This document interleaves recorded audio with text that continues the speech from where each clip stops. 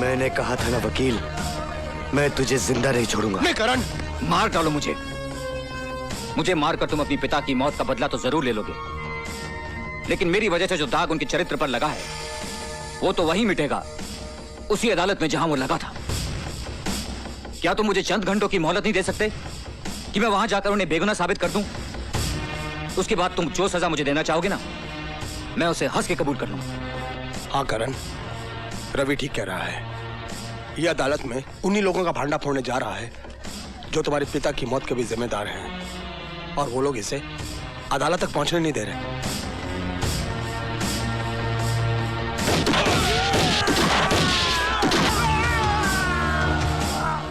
चल अदालत, दुनिया की कोई भी ताकत तुझे अदालत पहुंचने से नहीं रोक सकती। चल!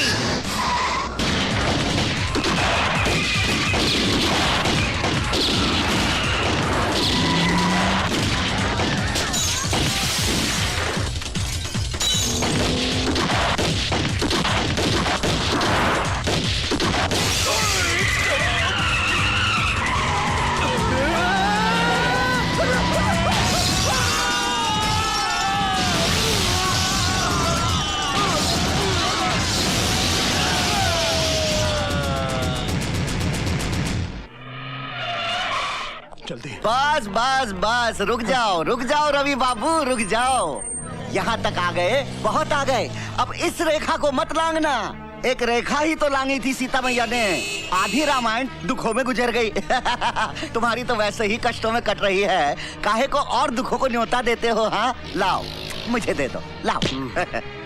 बात रामायण की करते हो और इतना भी नहीं जानते कि जब रावण को जलाया जाता है तो उसके साथ साथ कुंभकर्ण और मेघनाथ भी चलकर खाक हो जाते हैं। पता था मुझे, पहले से ही पता था कि अच्छी तरह से समझाने पर भी नहीं ना समझेंगे आप, इसलिए दूसरा बंदोबस्त भी किया हुआ है। हेलो, लीजिए सुनिए, अपनी पूजा बिटिया की प्यारी प्यारी आवाज सुनिए। सुनो। हेलो बेटा। छोड़ बच्ची को। कभी नहीं, अगर बच्ची को कुछ हो गया तो छोड़ूंगी नहीं मैं तेरे को। पूजा, शाबाश। पूजा रोती नहीं। अब यूँ समझ लो कि अदालत में जाके आपने बैग खोला नहीं, कि आपकी पूजा बिटिया आई है।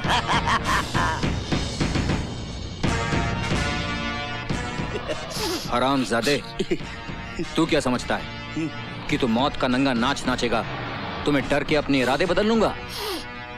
You bastard. जल्दी। नहीं।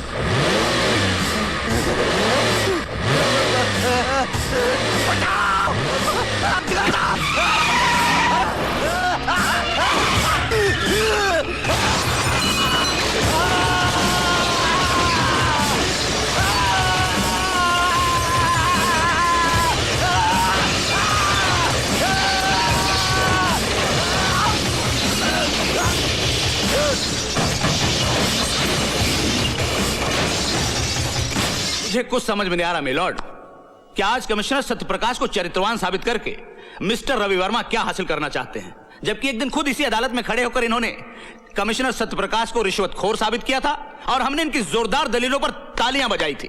काश आपने वो तालियां नहीं बजाई होती। काश जिस दिन मैंने पहली बार झूठ को जिताया था और सच को हराया था, लोगों ने तालियों के बजाय मेरे मुंह पर थप्पड़ मार दिए होते तो आज ये नौबत नहीं आती।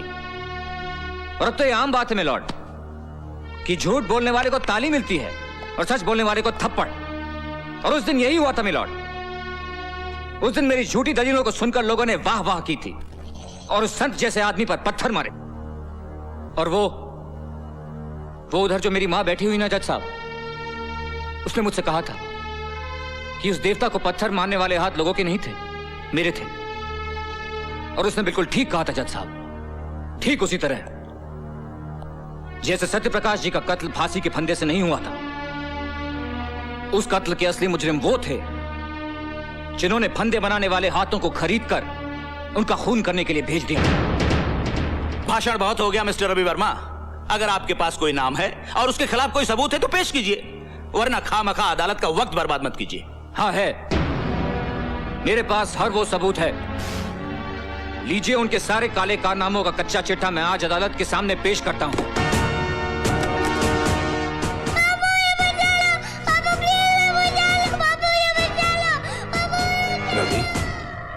क्या बात है? कुछ नहीं, सोच रहा हूं धर्म, इंसाफ और सच्चाई की लड़ाई में गुरुओं ने भी अपने बच्चों को कुर्बान कर दिया था। देखता हूं आज उसकी अदालत में मेरी कुर्बानी क्या रंग लाती है।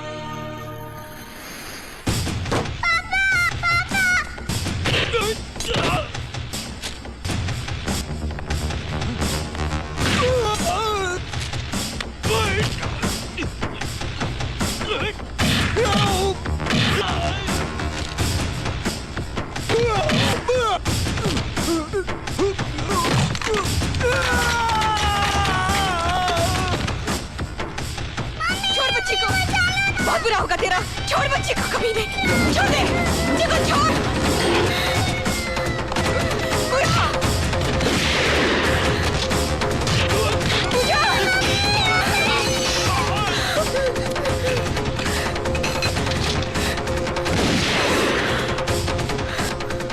बच्ची को अदालत ले जाओ। यह अदालत शर्मसार है क्योंकि इस अदालत ने कमिश्नर सत्य प्रकाश जैसे नेक, सच्चे, ईमानदार इंसान के चरित्र पर दाग लगाया। हम उनके मरणोपरांत उनसे क्षमा याचना करते हैं और कबूल करते हैं कि कभी कभी कानून भी अपराधियों की चालाकी में उलझकर गलती कर बैठता है।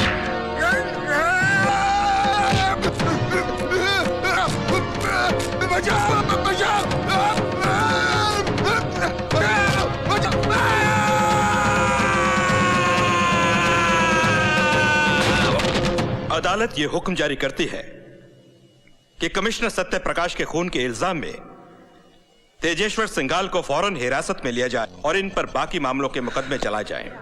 रवि, पूछा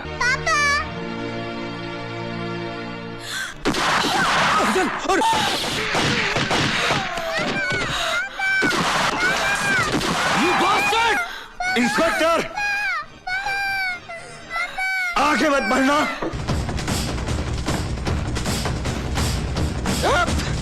आगे सट जाओ, जाओ। हट जाओ।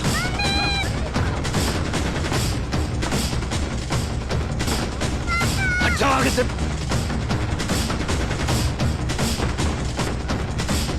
हट जाओ।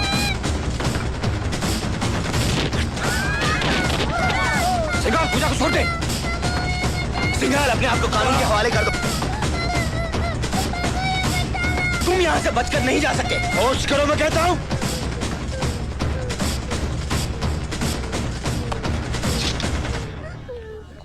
हट जा, हट जा, हट जा, लड़की को गोली मार दूंगा। हट जा।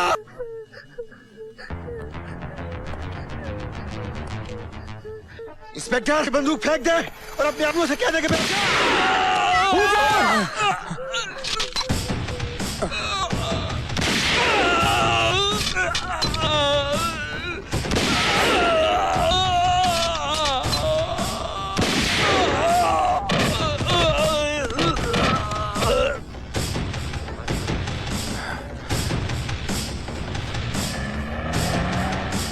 ये लीजिए।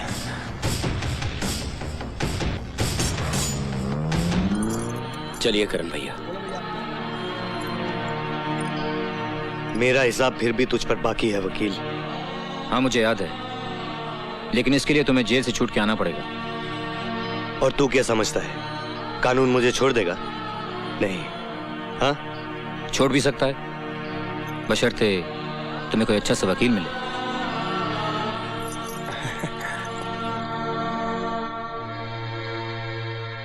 तू लड़ेगा मेरा केस?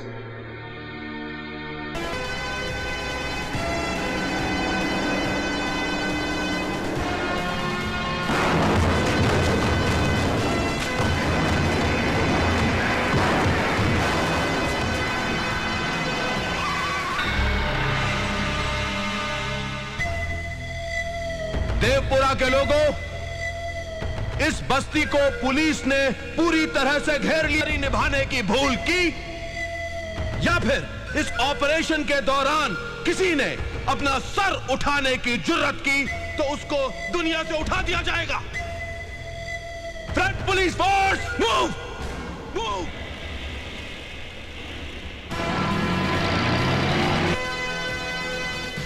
देवा,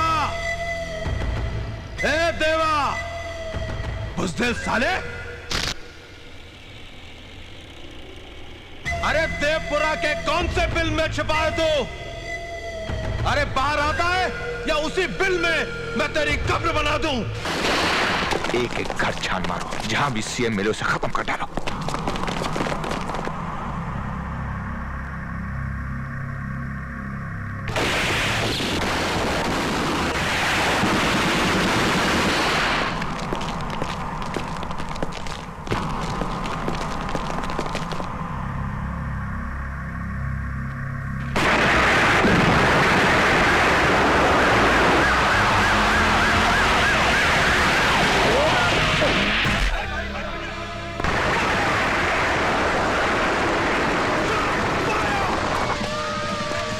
बचना नहीं चाहिए।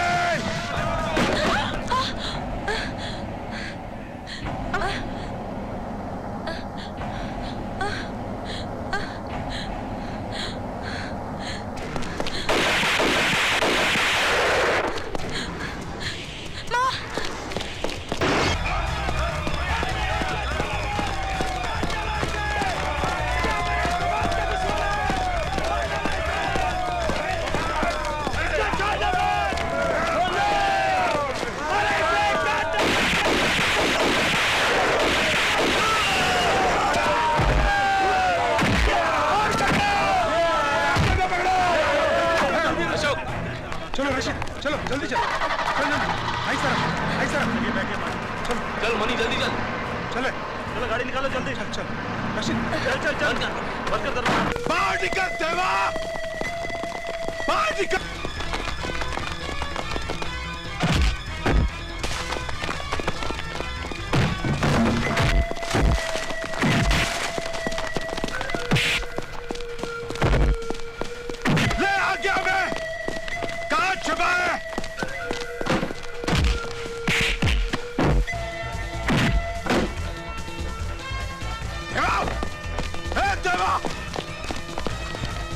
किस बिल में छुपा है देवा?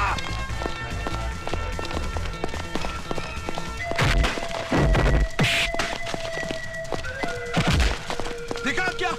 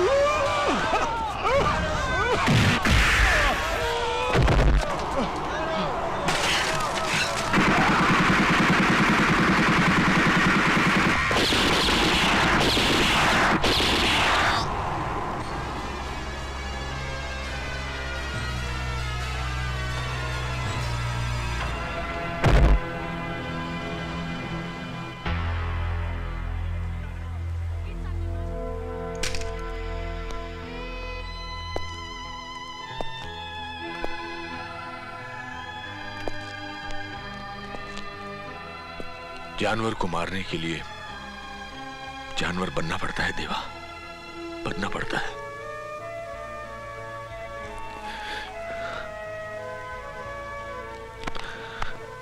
मेरा बेटा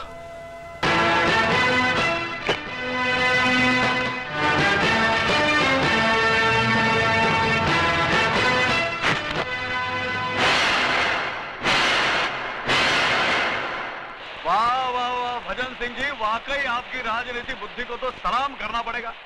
अरे इधर शिवा के हाथों पुराना सीएम शमशान पहुंचा और उधर आप मुख्यमंत्री पद की शपथ ले रहे होंगे।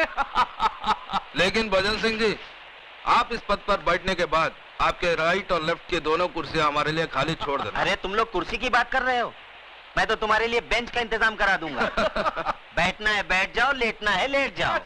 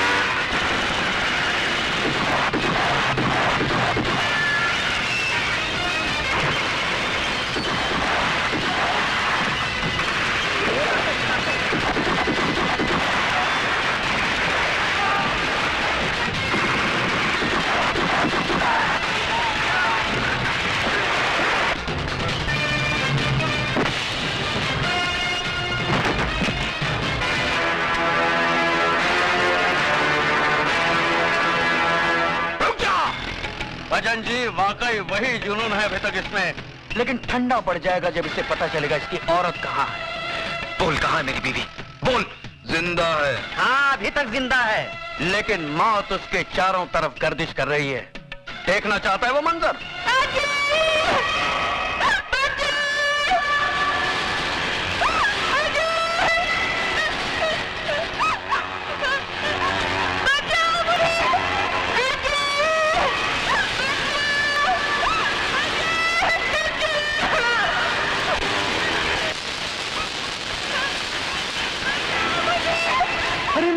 आगे नहीं जाना शिवा, आगे नहीं जाना। इन तारों में इतना तेज करंट दौड़ रहा है ना कि इसे छूकर तो लोहा भी राख बन जाएगा।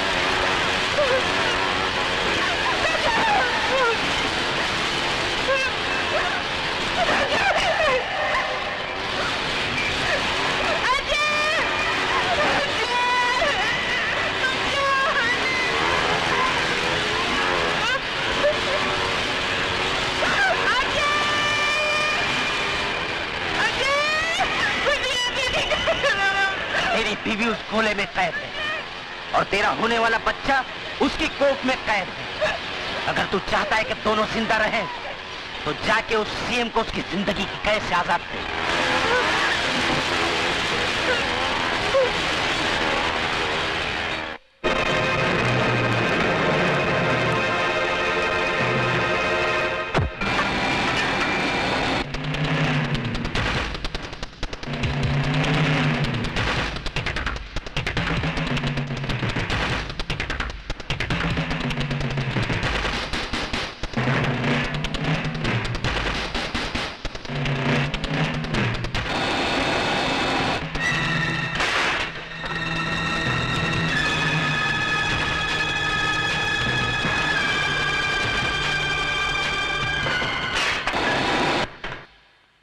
नमस्कार सीएम साहब।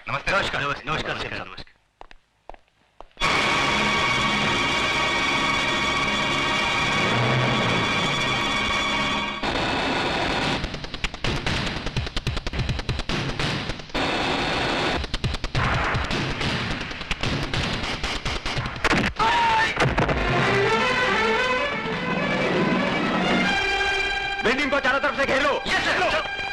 कौन हो तुम? मैं वही हूँ जिसने 8 महीने पहले आपको मार डालने की कोशिश की थी, और आज वही अधूरा काम पूरा करने आया हूँ।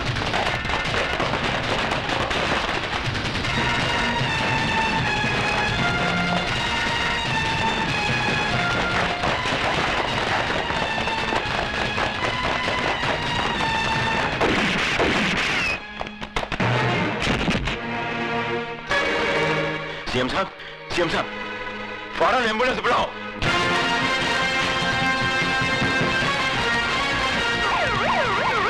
बिल्डिंग को चारों तरफ से घेर लो।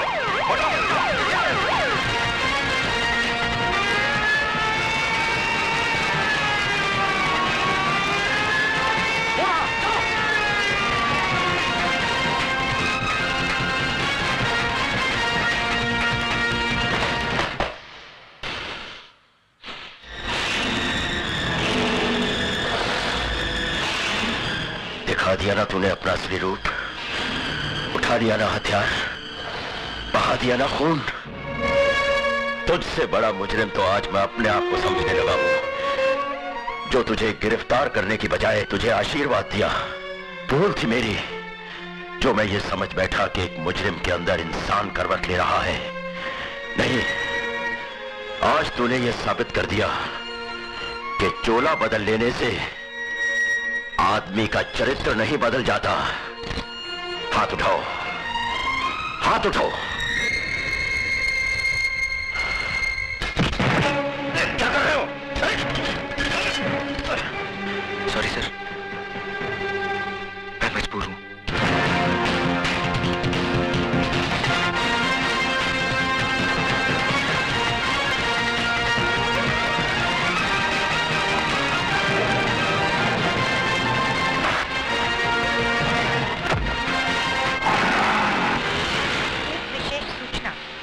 अभी प्राप्त हुए समाचार के अनुसार मुख्यमंत्री श्री एल.के. चौधरी पर किसी ने गोली चलाकर हत्या कर दी। इस हत्या के कारण शहर में सख्त तनाव फैल गया है। दुकानें बंद कराई जा रही हैं। बसों को आग लगाने और पथराव की कई घटनाएं भी हुई हैं। गृह राज्य मंत्री और पुलिस परिस्थिति को काबू करने की पूरी कोशिश कर रही है और कातिल की तलाश जारी है। पुलिस महानिदेशक का शहरियों से निवेदन है कि शांति बनाए रखें और पुलिस को सहयोग दें।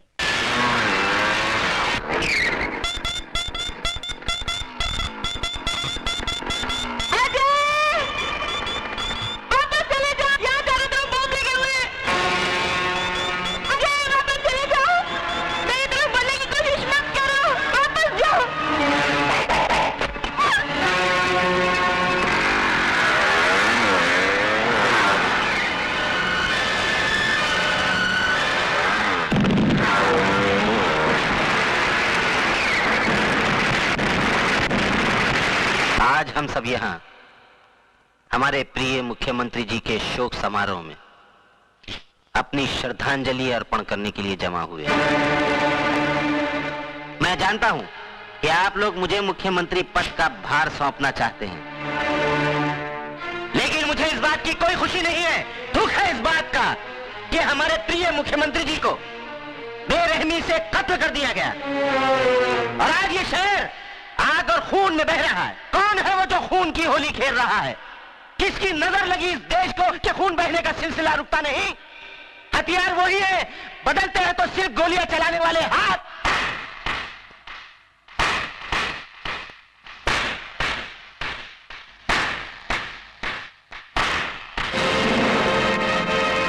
वाह भजन सिंह वाह, शब्दों से खेलने की जादूगरी तो कोई तुमसे सीखे। साहिबान, ये आदमी जो आपके सामने देशभक्ति और एकता की बातें कर रहा है, दरअसल यही वो शख्स है जिसने मुझे मार डालने का षड्यंत्र रचा था। लेकिन शायद भजन सिंह ये भूल गए, मारने वाले से बचाने वाला बहुत बड़ा होता है। इन्होंने जिसे मेरी मौत का दूत बना के भेजा था, वही मेरी जिंदगी बचाने वाला फरिश्ता साबित हुआ। और आज मैं उस नौजवान को आपके सामने पेश करना चाहता हूं। अजय,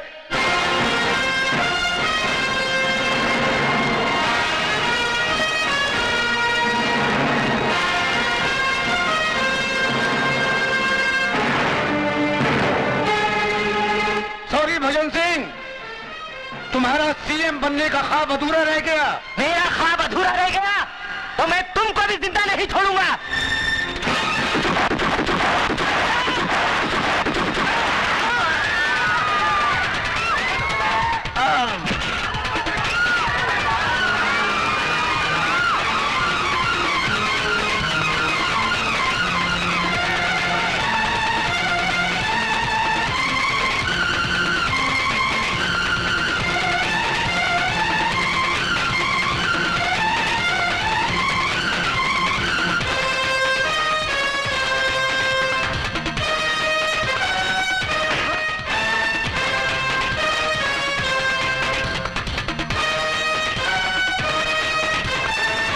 तुम बचकर नहीं जा सकते भवानी, रुक जाओ वरना गोली मार दूंगा।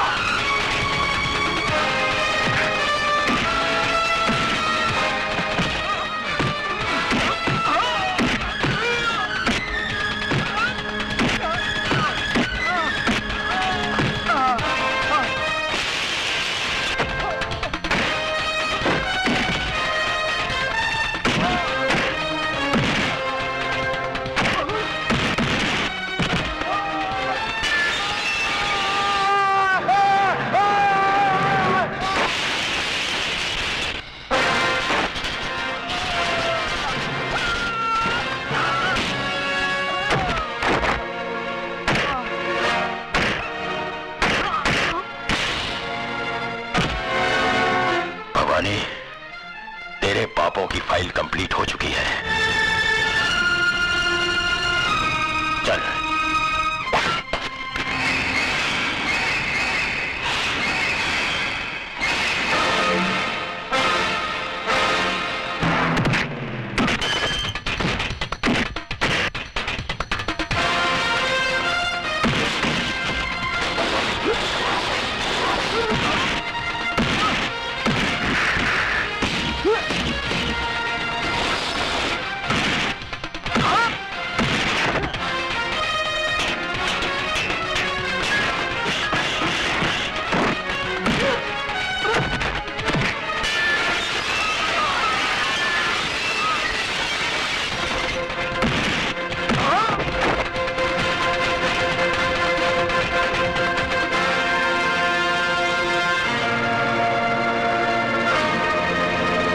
मेरे गुनाहों की फाइल अभी तक कंप्लीट नहीं हुई शिवचरण, क्योंकि उसमें तेरा खून अभी बाकी है।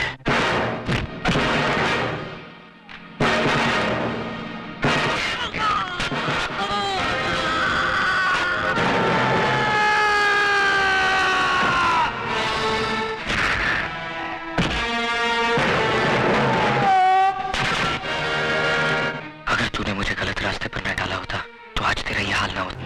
आप जिसे फरिश्ता समझती वो इंसान कहलाने के लायक भी नहीं है। आपने आज तक मेरा असली रूप नहीं देखा। मैंने इस सत्य प्रकाश जैसे ईमानदार इंसान को मौत के घाट उतारा है। ये नहीं हो सकता, ये हरगिज़ नहीं हो सकता। आज तक मुझ में सच कहने की हिम्मत नहीं थी और आज तुम में सच सुनने की हिम्मत नहीं है। सच तो यही है भाभी कि मैंने तुम्हारे पति को मारा है इन हाथों से, इन्हीं हाथों से भाभी। क्यों मारा उन्हें? आखिर तुम्हारी क्या दुश्मनी थी उनसे? दुश्मनी? मैं तो उन्हें जानता तक नहीं था। फिर क्यों जान दिया तुमने मेरा सुहाग? चंद रुपयों के खातिर। मैंने कभी सोचा भी नहीं था कि जिन लोगों की मैं जान ले लेता हूं उनके घर वालों पर क्या बीतती है। लेकिन पहली बार तब पता चला जब मुझे बाबा को मारने की कीमत दी गई। बस वहीं आकर मेरे जुर्मों की गाड़ी इंसानियत की चट्टान से टकरा गई और उसके बाद मेरी जिंदगी में दो दुश्मन रह गए, एक चाकू और दूसरे वो लोग जो गरीबों के हाथों में चंद नोटों के टुकड़े रखकर गरीबों का ही खून करवाते हैं। और वो लोग ये हीरा और मेरा अपना बाप बलवन। और जब तक इन जैसे लोग जिंदा हैं, मुझ जैसे शिवा पैदा होते रहेंगे भाभी। इतना क्या सोच रही हो? उठाओ पिस्तौल और मिटा दो इसे, जिसने तुम्हारी मांग के सिंदूर को मिटाया है।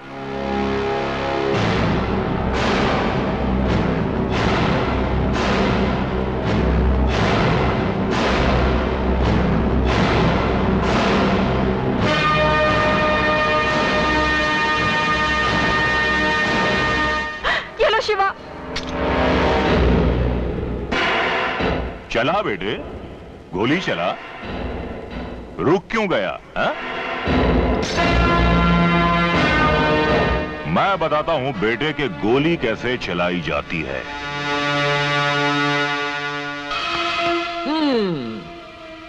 बलवंत अंकल, इससे तो उसके बदन में सिर्फ 6 सुराख होंगे और इससे 636। ये लीजिए और भून डालिए साले को। Good idea. Me my self Rambo from USA.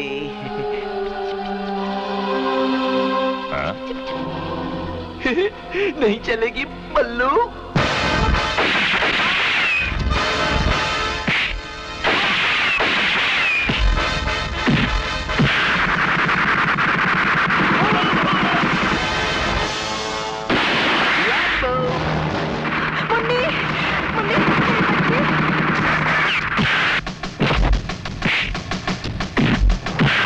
ससुर जी। अरे क्या कर रहे हो बेटा? वो क्या है कि पिस्तौल तो मिल गई है, इसे चलाते कैसे हैं? अरे पिस्तौल को तो सीधा कर लो, ऐसे। अब चलाओ बेटा। ऐसे? ये शुभ काम आप ही कीजिए। बड़े शौक से।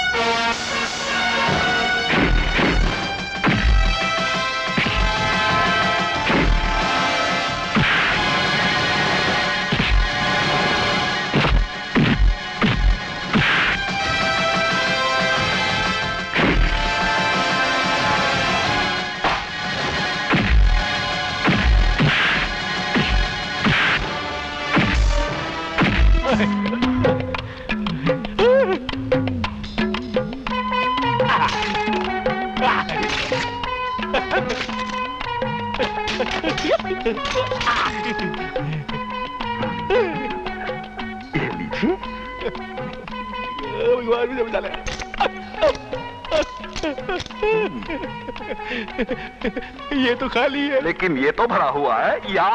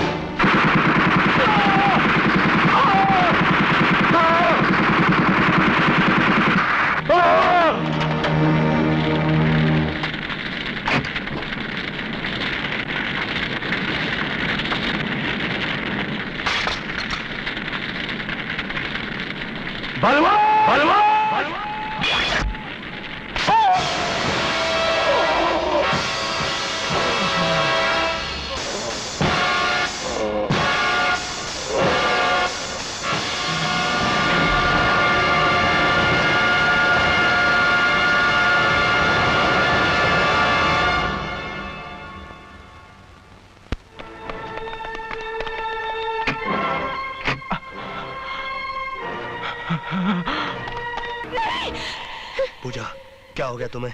ये उन बदमाशों के ग्रुप का आदमी है जिन्होंने मुझे मारने की कोशिश की थी। ये क्या कह रही हो पूजा तुम? हाँ, मैंने अपनी आंखों से देखा उसे गलत काम करते हुए। इस तरह का गलत काम करते हुए देखा तुमने इसे? ये उन लोगों में से है जो लड़कियों की नंगी फिल्में बनाता है। एक बार ये लोग मुझे भी उठा कर ले गए थे और मेरे साथ इस तरह की ज्यादती करने की कोशिश की थी। तब किसी तरह मैं वहां से भाग गई थी और वहां तुम मिले थे, याद है तुम्हें? तब यही मेरी तस्वीरें खींच रहा था, यही मेरी तस्वीरें खींच रहा था। नंदू!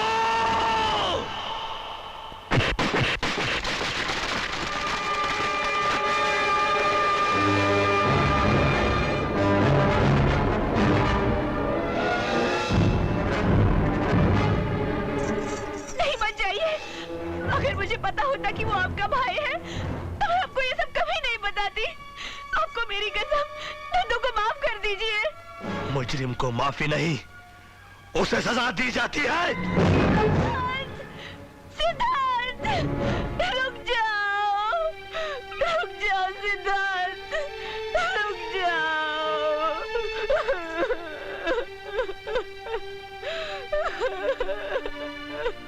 रो मत बेटी, रो मत।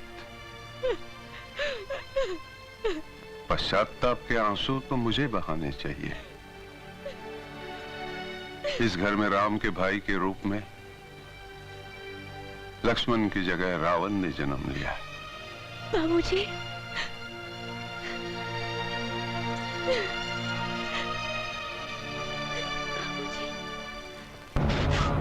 बता, तुम लोग फिल्म बेचते कि नहीं? हाँ? हाँ? किससे खरीदते हो? आपके भाई, आपके भाई नंदू से। और कौन कौन आ रहा उसके साथ? और मैंने मंत्री आदर्शवर्धन के साथ उनको देखा है। वो अक्सर यहाँ उनके साथ गाड़ी में आते जाते रहते हैं। कहाँ ब्लू फिल्म बनाते हैं वो लोग? उन लोग का अड्डा कहाँ है? मुझे नहीं मालूम। बता। मुझे नहीं मालूम। बता। मुझे मालूम है।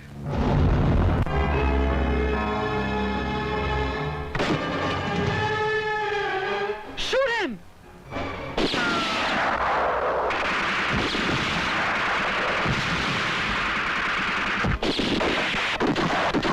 Kill the bastard!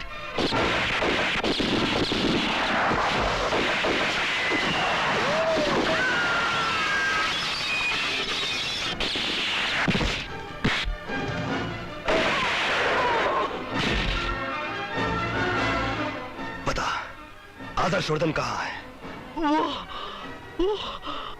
Head office में, हेड ऑफिस में।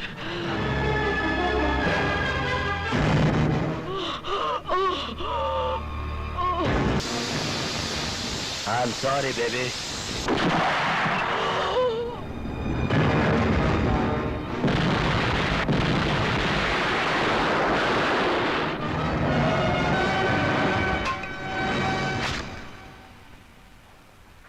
ये फैक्ट्री हमने इसीलिए खोली ताकि इंजीनियरिंग के सामान के साथ साथ हम आराम से ब्लू फिल्म भी एक्सपोर्ट कर सके और किसी को कुछ भी पता ना चले।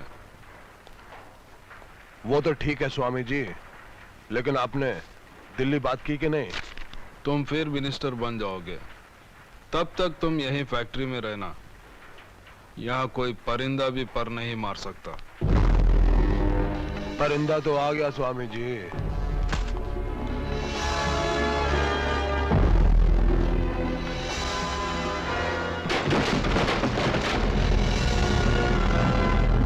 खत्म करो।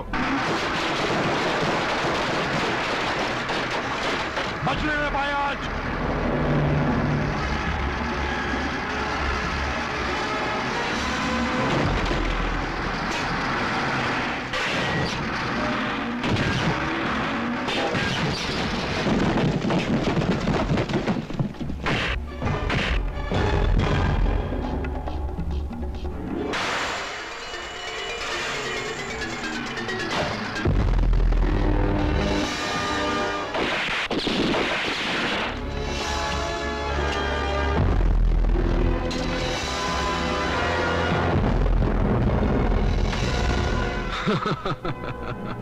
हमारा फार्मूला है कि हम पहले शहद चटाकर मारते हैं, अगर उससे नहीं मरा तो जहर देकर मारते हैं। तुमने हमारा शहद वाला रूप देखा है ना, अब ये जहर वाला रूप देखो। हमारा देश साधुओं और फकीरों का देश है। ये तो अच्छा हुआ कि तुम्हारा ये कमीनापन सिर्फ मैंने देखा। अगर दुनिया वाले देख लेते तो उनका तो साधु संतों पर से विश्वास उड़ जाता। लोग तो सिर्फ रुपए और इज्जत पर डाका डालते हैं, मगर तुमने हमारे विश्वास पर डाका डाला है। तुम्हें जितनी भी खतरनाक मौत दी जाए वो सजा कम होगी तुम्हारे लिए।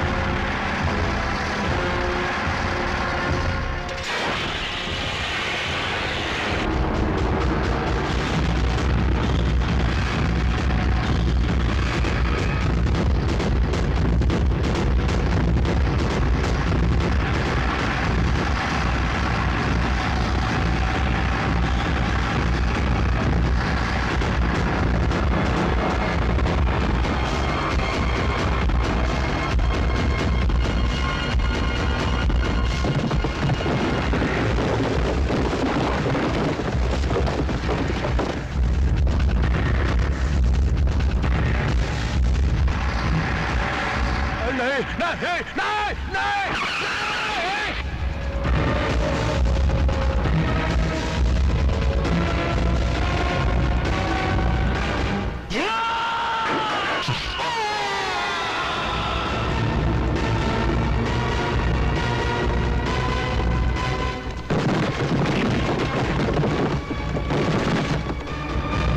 नंदू!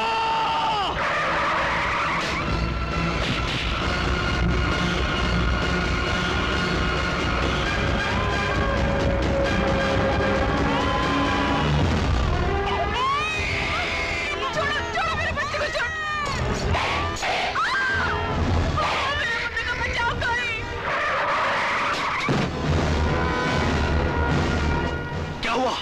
इंस्पेक्टर साहब, वो मेरे मुन्ने को ले गया। तुम लोग इस औरत को संभालो। नंदू!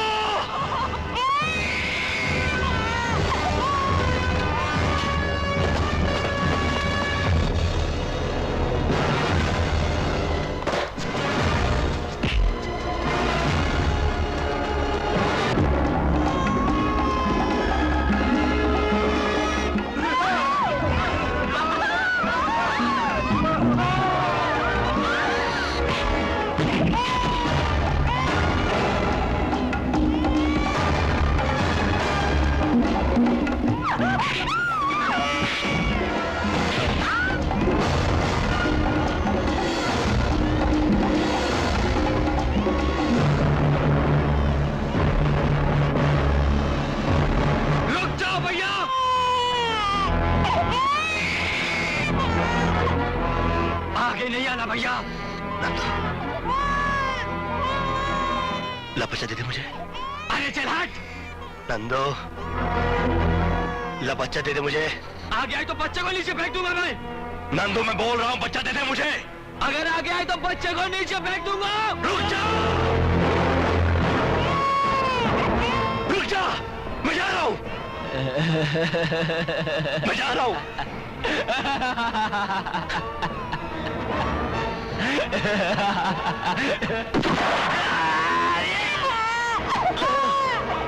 नंदो!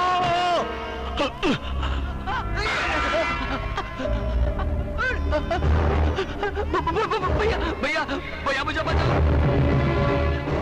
मुझे माफ कर दो भैया।